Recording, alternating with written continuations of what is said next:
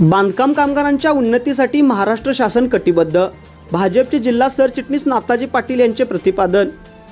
बांधकाम कामगारांच्या उन्नतीसाठी आणि त्यांच्या प्रगतीसाठी महाराष्ट्र शासन कटिबद्ध असून त्यांचा योग्य तो न्याय आणि त्यांना योग्य त्या योजना देण्यासाठी भारतीय जनता पार्टीचे कार्यकर्ते कटिबद्ध आहेत, असे प्रतिपादन भाजपचे जिल्हा सरचिटणीस नाताजी पाटील यांनी केले।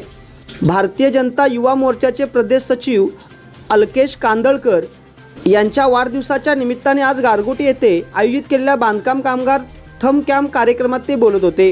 कार्यक्रमामध्ये 1160 कामगारांनी आपली नोंदणी करून उत्स्फूर्त प्रतिसाद दिला।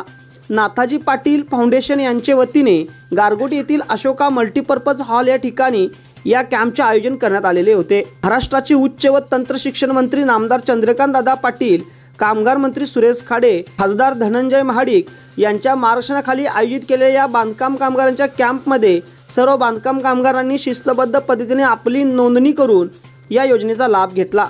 सकाळी 8 वाजल्यापासून रात्री 8 वाजेपर्यंत भुदरगड तालुक्यातील 1160 बांधकाम कामगारांनी मध्ये आपला सहभाग दर्शवला। या कार्यक्रमाचे आयोजन अविनाश कवडे, दीपक पाटील यांनी केले।